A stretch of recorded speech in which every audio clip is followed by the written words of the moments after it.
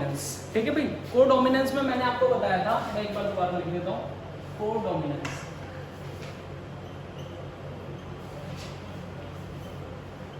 Codominance है, सब topic किसका है? Deviation from Mendel's law, deviation from Mendel's law. Mendel's law से जो डेविएशंस हुए उसमें कोडोमिनेंस भी एक पार्ट है, और कोडोमिनेंस का मतलब है both the alleles expresses themselves in the progeny या फिर in the offspring। इतनी बात समझ में आई है? मैंने एक एग्जांपल आपको एबीओ ब्लड ग्रुपिंग का करा दिया, एबीओ ब्लड ग्रुपिंग का एग्जांपल आपको करा दिया है। और एबीओ ब्लड ग्रुपिंग में मैंने आपको बताया था क्रोमोसोम नंबर 9 पर इसके अलील्स प्रेजेंट होते हैं, और क्रोमोसोम नंबर 9 पर जो अलील्स होते हैं वो अलील्स कैसे होते हैं? एक IA है, एक IB है और एक स्मॉल है। कई बुक्स में इस स्मॉल I को IO के नाम से भी दिया जाता है, क्लियर है? तो कोई डिफरेंस नहीं है, बस नाम बदल दिया गया है अलील का। ये एक मल्टीपल अलील का भी एग्जांपल है, क्योंकि तीन अलील्स जो है एक पर्टिकुलर कैरेक्टर को क्या कर रहे हैं? कंट्रोल कर रहे हैं। दूसरी चीज मैं आपको बता रहा हूँ, हमारे बॉडी में MN ब्लड ग्रुप टाइप भी होता है, MN blood group. MN blood group भी सिमिलर है जैसे ABO ब्लड ग्रुप है। आपने पढ़ा RBCs हैं, ब्लड है, ब्लड के अंदर RBCs हैं, RBCs की जो प्लाज्मा मेम्ब्रेन है उस पर जो एंटीजन, सरफेस एंटीजन जो प्रेजेंट है उसके बेसिस पे आपने बोला कि A ब्लड ग्रुप है, B ब्लड ग्रुप है, O ब्लड ग्रुप है या फिर AB ब्लड ग्रुप है। अगर मैं कहता हूँ कि उसके सरफेस एंटीजन पर मान लो सरफेस पर एंटीजन M प्रेजेंट है तो वो कहलाता है M ग्रुप, ठीक है। अगर एंटीजन N प्रेजेंट है तो वो कहलाता है N ग्रुप, ठीक है। एंटीजन M और N प्रेजेंट है तो क्या कहलाता है वो? MN group. ये बात समझ में आई? इसको कंट्रोल करने वाला जीन जो है, gene is present on chromosome number 4 and is controlled by LM and LN, ठीक है। ये बात समझ में आई? ये अलील्स जो है वो कंट्रोल करेंगे। तो मैं क्रॉस लिख दूं, क्रॉस तो परफॉर्म कर दोगे सारे बच्चे, क्रॉस फटाफट से परफॉर्म कर दो इसका। मैंने बोल दिया पेरेंट जो है एक मेल और एक फीमेल है। मेल और फीमेल में आप कैसे भी क्या ले सकते हो? ब्लड ग्रुप ले सकते हो, उससे कोई फर्क नहीं पड़ेगा, पेरेंट्स आप चेंज कर दो। यहाँ पर मैं कहता हूँ कि यहाँ पर M ब्लड ग्रुप वाला कोई पेरेंट है जिसको मैंने फादर लिया है, and this is of M blood group, this will cross with N blood group and this is female with N blood group. Write down the gametes here and write down the F1 offspring. Then after F1 offspring you have to go down F2 offspring, ठीक है। फटाफट से cross करके दिखा दो। Straight को अगर मैं शो करूंगा तो मैं ऐसे शो करूंगा कि गैमेट्स मेरे पास यहाँ से कैसे बनेंगे?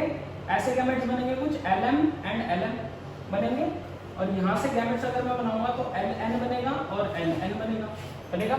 बिल्कुल क्लियर है? गैमेट्स के बाद ऑफस्प्रिंग बनाऊंगा मैं तो LM एंड LN कितनी बनेंगी?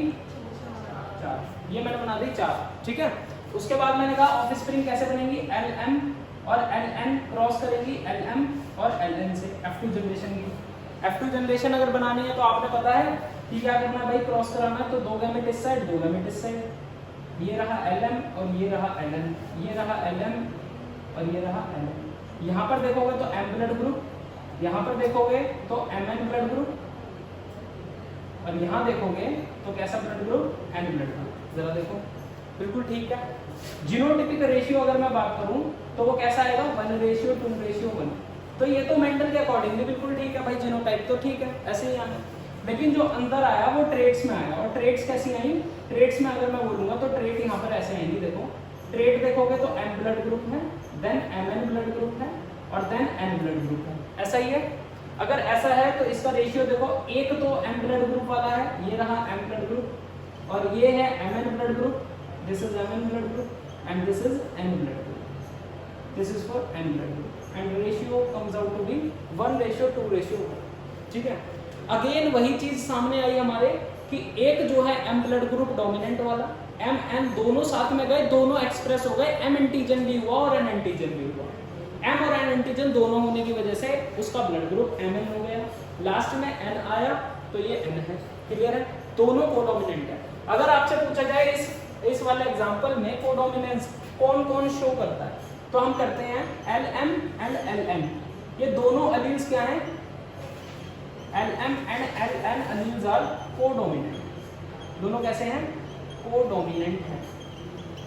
ठीक है, यहाँ पर सिर्फ दो ही कंडीशन बनती है बच्चों, होमोजाइगस हेटेरोजाइगस की। होमोजाइगस ये हो सकता है, होमोजाइगस ये हो सकता है, हेटेरोजाइगस ये हो सकता है, हेटेरोजाइगस ये हो सकता है। रिसेसिव इसमें से कोई सी नहीं है। क्लियर? बेटा ये हमारे अंदर भी होता है, ह्यूमंस।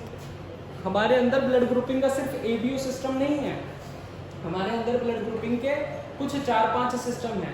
4-5 सिस्टम में एक एबीओ ब्लड ग्रुपिंग है जो वाइडली एक्सेप्टेड है, ठीक है, और इसी को देखकर मैच कर क्या किया जाता है भाई, ब्लड ट्रांसफ्यूजन किया जाता है। अगर ये मिसमैच हुआ तो कॉम्प्लिकेशंस आ जाती हैं। इस वजह से एबीओ ब्लड ग्रुपिंग को क्या दिया, प्रायोरिटी दी है, और क्या दिया भाई, वाइड एक्सेप्टेंस दी है। हमारी बॉडी में एमएन ग्रुप सिस्टम भी है, हमारी बॉडी में दूसरा सिस्टम भी है जो आरएच पढ़ते हो आप, जिसकी वजह से ए पॉजिटिव, ए नेगेटिव या बी नेगेटिव आता है। और भी सिस्टम 2-3 हैं जिनकी वजह से क्या है भाई, ब्लड ग्रुपिंग होती है। लेकिन मोस्ट वाइडली एक्सेप्टेड हमारे पास क्या है, एबीओ ब्लड ग्रुपिंग है। कोई दिक्कत? ये हमारे क्रोमोसोम नंबर 4 पर ही है। ये ह्यूमंस की बात कर रही है, ह्यूमंस लिख देता हूँ, यहाँ पर लिख देते हैं ह्यूमंस, ठीक है, यहाँ पर लिख देते हैं ह्यूमंस। चलो इतनी बात क्लियर भाई, मिटो दूं। अगला एग्जांपल कराऊं, इसमें आपने 4 एग्जांपल पढ़ने हैं, ठीक। अगर मैं बात करता हूँ तीसरे एग्जांपल की, तो तीसरा एग्जांपल है coat colour in cattle. Cattle क्या होती है बच्चों? कैटल, कैटल है? अरे तेज बोलो, कैटल गाय भैंस कैटल होती है। कोई दिल्ली का बच्चा बोल रहा था, बोल रहा था कोई, है मैंने सुना कैट कैट ऐसे करके सुन लगा। देखो भाई, कैटल का मतलब है बछड़ा, बछड़ा होता है, गाय का बछड़ा होता है, उसको बोलते हैं कैटल। तो जो गाय का बछड़ा है ना, उसके कलर की बात चल रही है। कोट कलर यानी जो स्किन बोल लो, चाहे उनके हेयर्स हैं स्किन पे, उसके कलर की बात चल रही है। तो यहाँ पर देखा गया कि अगर हम कोट कलर की बात करें तो कोट कलर ऐसे है, मान लो ऐसे मेल है और फीमेल है, जब इनको क्रॉस कराया गया और यहाँ पर रेड कलर लिया गया और यहाँ पर व्हाइट कलर लिया गया, ठीक है, ये रेड कलर है और ये व्हाइट कलर है। क्लियर है? जब रेड और व्हाइट को लिया गया तो ये देखा गया कि यहाँ पर F1 प्रोजेनी जो बनी, ठीक है, उसमें क्या हुआ भाई, रेड कलर भी एक्सप्रेस हुआ और व्हाइट कलर भी एक्सप्रेस हुआ। अगर दोनों कलर एक्सप्रेस हुआ तो आपको भैंस कैसे मिली पता है? भैंस नहीं, सॉरी, बछड़ा कैसा मिला? बछड़ा जो आपको मिला, देखो बछड़ा ब्राइन तो मत जाना भाई, बछड़े की बछड़ा तो अजीब सा ही लग रहा है, ठीक है, ये उसके पैर है, ठीक है, ये हो गया जी बछड़ा, ठीक है, ये रहा बछड़ा। अब इस बछड़े का जो कलर था ना रेड है ना व्हाइट है, तो कुछ और ही लग रहा है मेरे को, ठीक है। ये जो है इसमें देखो रेड कलर के ऐसे पिगमेंटेशन था और व्हाइट कलर के क्या थे भाई, धब्बे थे। आपने देखी होगी ऐसे गाय भी, है ना, रेड डार्क रेड नहीं मिलेगी, थोड़ा सा रेड कलर मिलता है, ठीक है, और व्हाइट कलर के धब्बे मिलते हैं। इसको हम रोन कलर कहते हैं। क्या कहते हैं इसको हम? रोन कलर। ऐसे धब्बे वाला जो कलर है ना, इसको हम क्या बोलते हैं? रोन कलर। क्लियर है? तो मैं आपको बता दूं, बछड़ा तो बना रहे ना, बछड़ा मिटो देता हूँ। तो मेरा कहने का मतलब है कि जहां पर आपको रेड कलर मिले और व्हाइट कलर के क्या मिले, उस पर स्पॉट्स मिले, तो वो कलर कैसा है? रोन कलर है। तो मैंने कहा कि अगर रेड और व्हाइट जब हाइब्रिड बनाते हैं तो रोन कलर बनाते हैं। तो आप F1 प्रोजेनी बना सकते हो फटाफट से, अब तो बना दोगे। फिर F2 प्रोजेनी बना देना फटाफट से, फिर F2 प्रोजेनी बना दो जल्दी से, जल्दी फटाफट से बना दो, ठीक है, जल्दी। F1 प्रोजेनी बनाऊं तो मुझे समझ में आता है कि मैं ऐसे बनाऊंगा। यहाँ से गैमेट्स बना लोगे ना, बार बार गैमेट्स तो ना बनाऊं, ये रहे गैमेट्स और ये रहे गैमेट्स, ठीक है। देन अगर प्रोजेनी बनाओगे तो RW×4 लिख देता हूँ मैं, ठीक है, 4 प्रोजेनीज बनेंगी। और यहाँ पर F2 प्रोजेनी बनाओगे तो यहाँ से गैमेट्स कैसे बनेंगे? R and W, ठीक है। ऐसे दो पेरेंट्स क्या करेंगे भाई, क्रॉस करेंगे, तो आपके पास जो प्रोजेनी आएगी वो कुछ इस तरीके से रहेगी। देखो सर, एक रेड, 2 रोन कलर और एक वाइट कलर। क्लियर? तो मैंने कहा ये रहा रेड और ये रहा रोन कलर और ये रहा वाइट कलर। वाइट कलर ये रहा और रोन कलर ये रहा, रेड कलर ये रहा। 1:2:1 आया कि नहीं आया? जीनोटाइप सेम है। यहाँ पर भी कोडोमिनेंस है और कोडोमिनेंस कौन सा है भाई? R and W show codominance. ठीक है, they form roan colour of coat in cattles. देखो कोई नई बात नहीं थी, पुराना पढ़ा हुआ कंसेप्ट है, बस क्रॉस कराना आना चाहिए। बाकी कोडोमिनेंस का फैक्टर मैंने यहाँ लिख दिया है, वहाँ पर मैंने आपको हाइब्रिड का कलर बताया। मैं पॉसिबल आपको जो एग्जांपल्स हैं, ठीक है, वो करा रहा हूँ ताकि आपको आता हो जाए। फिर इसके बाद अगला मैं करा रहा हूँ, ठीक है, मिटवा दूँ कर लो। अगला एग्जाम्पल करा रहा हूँ, सिकल सेल हीमोग्लोबिन। ठीक है, सिकल सेल हीमोग्लोबिन। ठीक है, सिकल सेल हीमोग्लोबिन की अगर हम बात करें तो यहाँ पर ये कहते हैं कि पहले सिकल शेप बताओ मेरे को क्या होती है। सिकल शेप क्या होती है? यहाँ मैं आरबीसी लिख देता हूँ।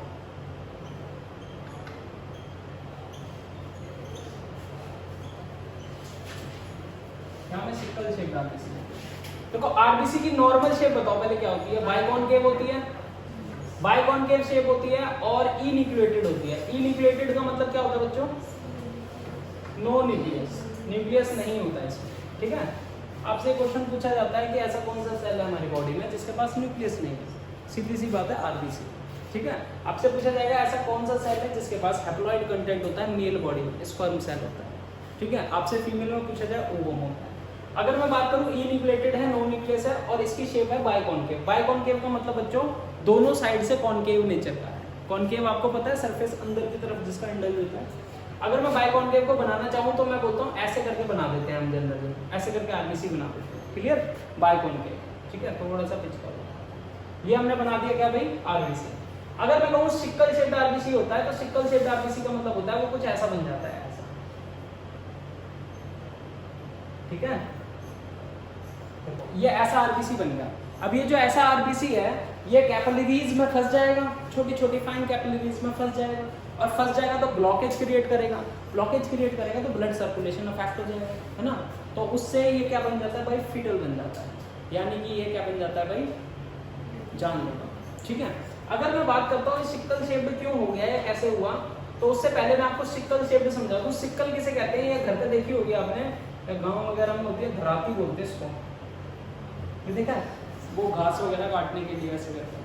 तो ये देखो ये सिकल बोलते हैं इसको, ये सिकल शेप है। ठीक है भाई, तो इसीलिए इसको सिकल शेप कहा।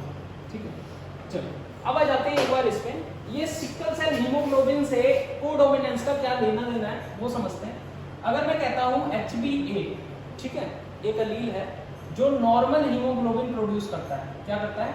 नॉर्मल हीमोग्लोबिन प्रोड्यूस करता है। और अगर नॉर्मल हीमोग्लोबिन है तो इसका मतलब क्या है भाई? आरबीसीज भी कैसे हैं भाई? बाइकॉनकेव यानी नॉर्मल है, यानी नॉर्मल है। शेप कैसी है? नॉर्मल है। बात समझ में आ गई? क्लियर है? अगर मैं कहता हूं यहां पर सिकल शेप्ड क्या है भाई? एलील्स है। एलील्स ऐसे हैं जो क्या कर रहे हैं? हीमोग्लोबिन डिफेक्टेड पैदा कर रहे हैं। हीमोग्लोबिन कैसा पैदा कर रहे हैं? डिफेक्टेड। डिफेक्टेड हीमोग्लोबिन पैदा कर रहे हैं, प्रोड्यूस कर रहे हैं। तो हम बोलेंगे आरबीसी की शेप जो है वो कैसी हो जाएगी? Sickle shape. सिकल शेप हो जाएगी, नहीं हो जाएगी? ठीक है, अब यहाँ पर हीमोग्लोबिन कितने बच्चों को नहीं पता है वो भी बता दो मेरे को, क्योंकि मुझे ऐसा लगता है कि बच्चे सुन तो लेते हैं लेकिन फिर बाद में कंफ्यूज हो जाते हैं। हीमोग्लोबिन किसको लगता है कि भाई नहीं पता है? अच्छा, जिसको पता है वो भी ठीक, जिसको नहीं पता वो सुन। हीमोग्लोबिन को हम शॉर्ट फॉर्म में Hb लिखते हैं और it is a iron containing pigment, iron containing red colour pigment found in RBCs. ठीक है भाई, आरबीसीज में पाया जाता है और रेड ब्लड सेल में आयरन कंटेनिंग जो रेड कलर का पिगमेंट है उसको हम क्या बोलते हैं? हीमोग्लोबिन बोलते हैं। क्लियर है? अगर ये हीमोग्लोबिन की मात्रा हमारे ब्लड में कम हो जाए, ब्लड में हीमोग्लोबिन की मात्रा कम हो जाए तो उस केस में हम बोलते हैं कि पर्सन जो है वो एनीमियाटिक है या एनीमिया है। उसको क्या है भाई? एनीमिया। एनीमिया का मतलब होता है खून की कमी। किसकी कमी भाई? खून की कमी। ठीक है, खून की कमी हो जाना इज एनीमिया। ठीक है, जिसमें Hb का लेवल कम है उसमें क्या है भाई? खून की कमी। अच्छा, Hb का क्या लेवल होता है? कभी रिपोर्ट्स पढ़ी हैं? तो नॉर्मल चीज है 9 to 12 होता है ना, 9 to 12 होता है ग्राम पर ml, यही होता है ग्राम पर ml। चलो अगर मैं आगे चलता हूँ तो मैं कहता हूँ अगर HbA है तो नॉर्मल हीमोग्लोबिन, HbS है तो सिकल सेल। ठीक है, तो अगर क्रॉस करने को दूं तो क्रॉस कर सकते हो। ये लिख लिया पहले, लिख लिया सबने? मिटो रहा हूँ। देखो अगर ये लिख लिया है तो आगे मेरे को आप क्रॉस करके दिखाओ। अगर मैं कहता हूँ यहाँ पर पर्सन HbA और HbA एलील्स कैरी करता है और यहाँ वो क्रॉस कर रहा है HbS और HbS से। ठीक है, फिर मैं कहता हूँ आप यहाँ पर बनाइए गैमेट्स अगेन और यहाँ पर बनाइए F1 प्रोटीन और यहाँ पर बनाइए F2 प्रोटीन। ठीक है, फटाफट से बना दीजिए। और ये पेरेंट्स है, ये पेरेंट्स। तो यहाँ पर तो ये अनअफेक्टेड रहेगा, ये अनअफेक्टेड है बच्चे, ये अफेक्टेड है। ये कैसा है? अफेक्टेड पेरेंट है। ठीक है, जो सिकल सेल हेमोग्लोबिन से अफेक्टेड है। ठीक है, अगर कोशिश कर लिया तो देखो गैमेट्स ऐसे बनाए होंगे। I think HbA and HbA are 2 gametes and HbS and HbS ऐसे 2 गैमेट। और यहाँ पर जो इंडिविजुअल बनाया वो आपने HbA and HbS बनाया।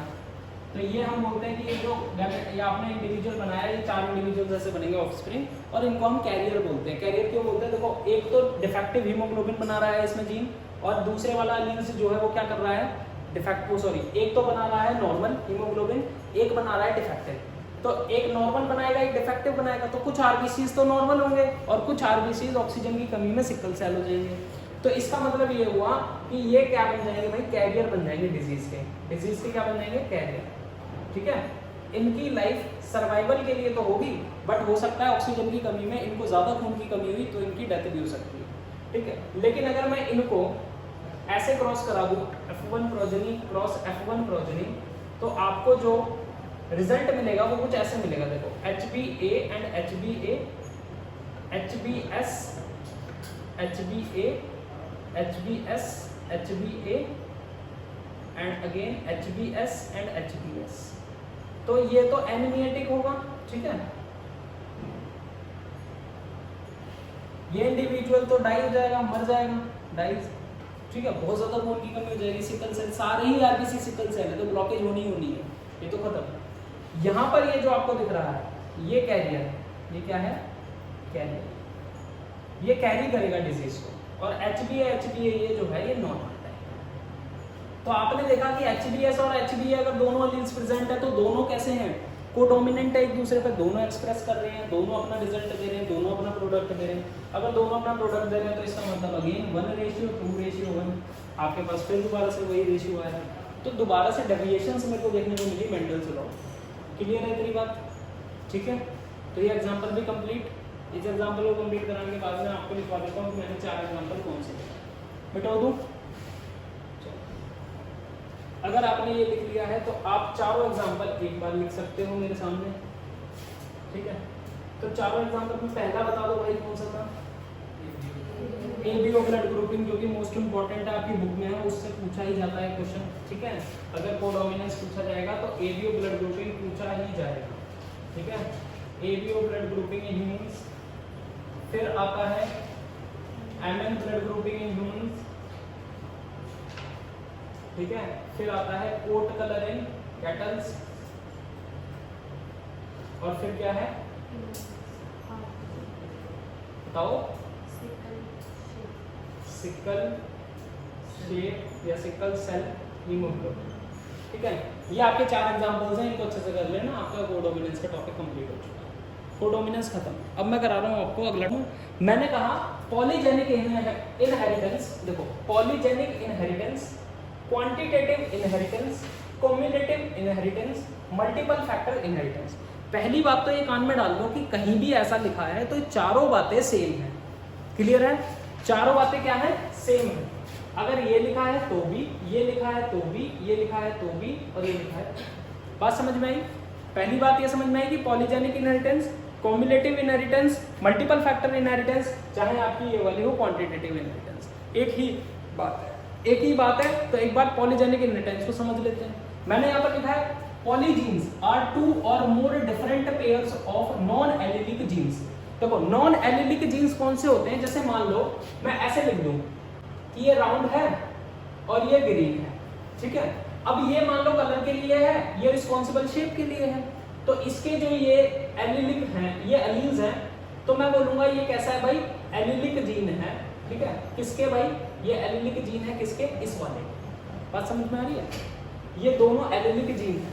और अगर मैं इन दोनों की बात करूं तो ये कैसा है? नॉन एलिलिक है। ये कैसा है? Non allylic. क्लियर है? और अगर मैं बात करूं, सॉरी मैंने गलत बता दिया, एक मिनट, मैंने आपको बोला नॉन एलिलिक पढ़ा था ना, नॉन एलिलिक। इस बात को ऐसे समझना कि जैसे मान लो मेरे पास एक जीन है, वो जीन है मान लो ए, ठीक है। ये ए रिस्पॉन्सिबल है किसी पर्टिकुलर टाइप के पिगमेंट को रिलीज करने के लिए। मेरे पास एक दूसरा जीन है बी, ठीक है, ये बी। तो इसके कोई ना कोई एलील्स होंगे, जैसे ये हो सकते हैं, ये हो सकते हैं, या फिर ये हो सकते हैं, हो सकते हैं। इसके कुछ ना कुछ एलील्स होंगे, ये हो सकते हैं, ये हो सकते हैं, या फिर ये हो सकते हैं, ठीक है। तो ये जो है ये कैसे है? Non allelic gene. कैसे है भाई? Non allelic gene. इन जीन्स के एलील्स का कोई क्या है? रिलेशन नहीं है, कोई रिलेशन नहीं है। ये अलग है, ये अलग है, तो इसीलिए इनको बोला नॉन एलिलिक जीन। तो यहाँ पर अगर मैं आ जाऊँ डेफिनेशन में, तो इन्होंने बोला कि when two or more different pairs of non-allelic genes present on different loci। देखो different loci का मतलब ये होता है कि अगर मैं क्रोमोसोम पे उस जीन की बात करूँ, वो जीन कहाँ पर प्रेजेंट है उसको लोकस बोलते हैं। जैसे मैंने आपको पहले भी पढ़ाया था, ये क्रोमोसोम है, इस क्रोमोसोम पर यहाँ पर कोई जीन प्रेजेंट है, तो इसको मैं क्या बोलूंगा? लोकस बोलूंगा। तो डिफरेंट लोकाई हो सकते हैं उनके, which influence a single phenotype. ये बहुत इंपॉर्टेंट है, ये बहुत इंपॉर्टेंट है। क्लियर है बात? एक सिंगल फिनोटाइप को क्या करेंगे? अफेक्ट करेंगे। सिर्फ एक सिंगल फिनोटाइप पे काम करेंगे, यही बोला था मैंने।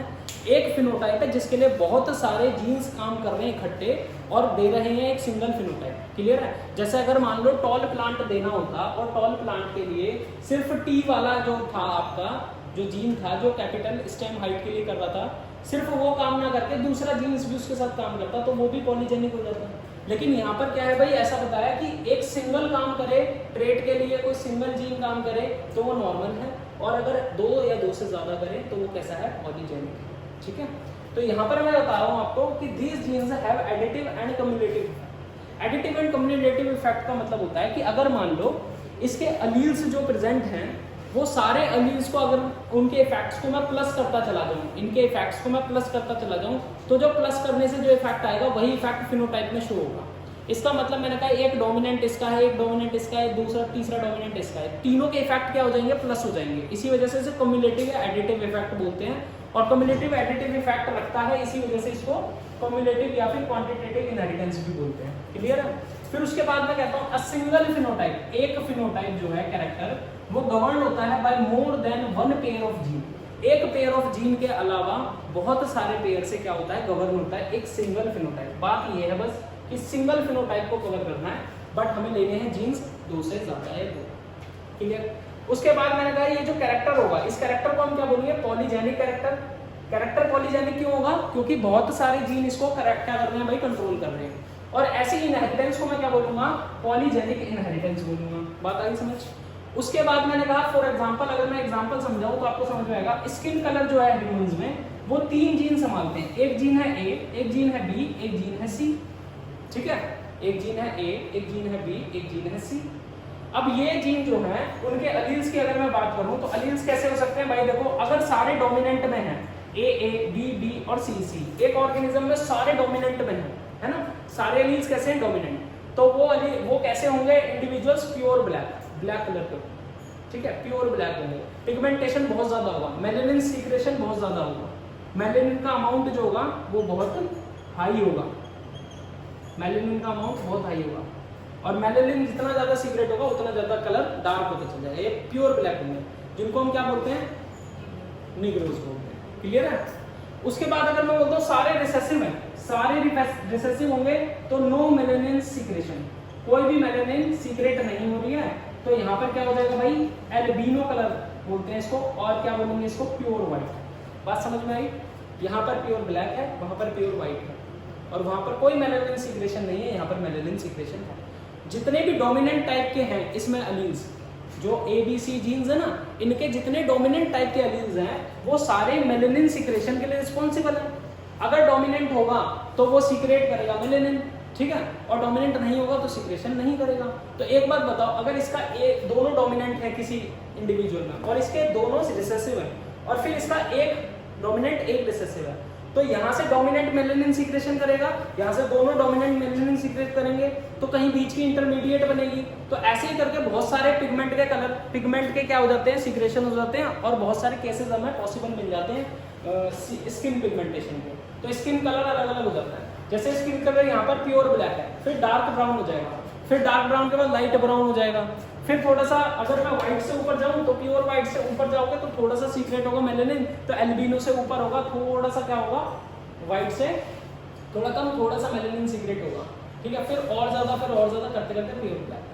बात समझ में आ गई? अगर इसका मैं क्रॉस परफॉर्म कराना चाहूँ तो आपको ये समझ में आता है कि यहाँ पर 3 कैरेक्टर ले लिए मैंने, 1 2 3, है ना भाई?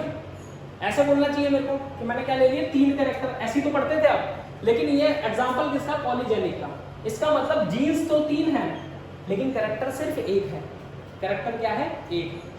तो फिनोटाइप किसकी वजह से चेंज हो रहा है, मेलेनिन सीक्रेशन की वजह से। ये बात समझ में आ गई? मेलेनिन सीक्रेशन की वजह से कैरेक्टर क्या हो रहा है, चेंज हो रहा है। अब मैं आपको इसका क्रॉस बना के दिखाता हूँ, वो क्रॉस आप बनाएंगे, ठीक है, मैं सिर्फ आपकी हेल्प करूंगा। अच्छा लिख लिया था ना ये तो,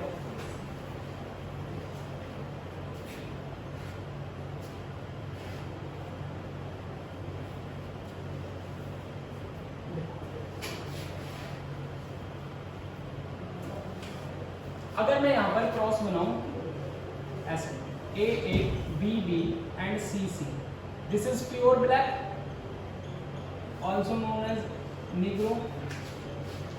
क्रॉस करूं मैं रिसेसिव के साथ, and this is pure white, and this is called as albino, ठीक है। अब इसके गैमेट्स बनाओ बच्चों, गैमेट्स बनाने आते हैं ना, टोटल नंबर ऑफ गैमेट्स बताना कितने बनेंगे इसमें, भूल गए? भूल गए क्या? अगर मैं यहाँ पर टाइप ऑफ गैमेट की बात करता हूँ तो टाइप ऑफ गैमेट कैसे बनेंगे भाई, 2 to the power n, और हेट्रोजाइगस कितने हैं, 0, तो यहाँ मैं बोलूंगा 1। तो टाइप ऑफ गैमेट बनेगा ABC 8, और आठों के आठों गैमेट कैसे बनेंगे, ऐसे बनेंगे, ठीक है। आठों के आठों गैमेट कैसे बनेंगे, ऐसे। फिर मैं कहता हूँ कि आपके पास यहाँ से गैमेट्स कैसे बनेंगे, 2 to the power n यानी 2 to the power 0 यानी 1, तो सारे के सारे गैमेट्स कैसे बनेंगे बच्चों, ऐसे। 8 गैमेट बनेंगे, और 8 कैसे बनेंगे, देखो सर, बन गए, क्लियर है? अब देखो, अगर मैं F1 प्रोजेनी बनाना चाहूँ तो F1 प्रोजेनी किसी भी केस में बनाओगे तो ABC क्रॉस क्या करोगे, F1 प्रोजेनी बनाओगे तो ये दोनों को क्या करोगे, क्रॉस करोगे, और क्रॉस करने के बाद आपके पास आएगा AA BB और CC, ठीक है भाई, ये आएगी प्रोजेनी, क्लियर है? ये प्रोजेनी आई। अगर ये प्रोजेनी आई तो अगेन देखो F2 प्रोजेनी जो बनाओगे वो कैसे बनाओगे, F1 क्रॉस F1, तो F1 क्या है, heterozygous ABC cross heterozygous A B and C, यही है। अब बताओ यहाँ पर टाइप ऑफ गैमेट कितने बनेंगे,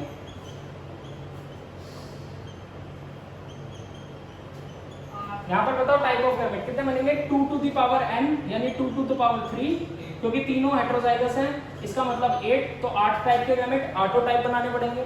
यहाँ पर भी सेम वही चीज है, तो मेरे को 8 टाइप के गैमेट मिलेंगे, यानी यहाँ पर भी बनाने पड़ेंगे। अगर बनाने पड़ेंगे तो बना दूं एक बार, ठीक है, बना दूं, तो ये लिख लोगे ऊपर का मिटाऊं, यहां तक बताओ, यहां तक मिटा दूं, यहां देखो मिटा दूं यहां तक,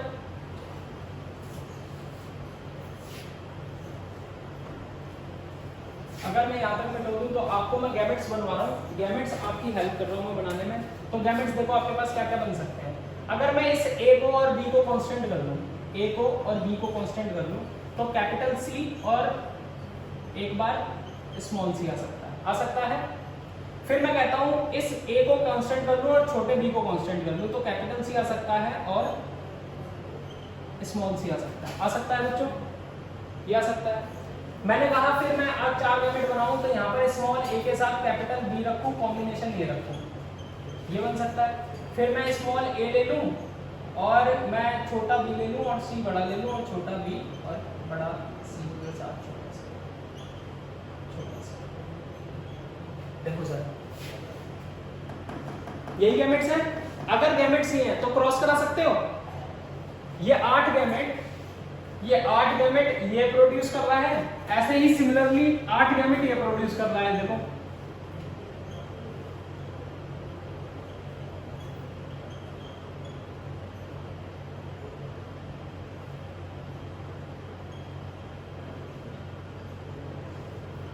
आठ गैमेट ये प्रोड्यूस कर रहा है।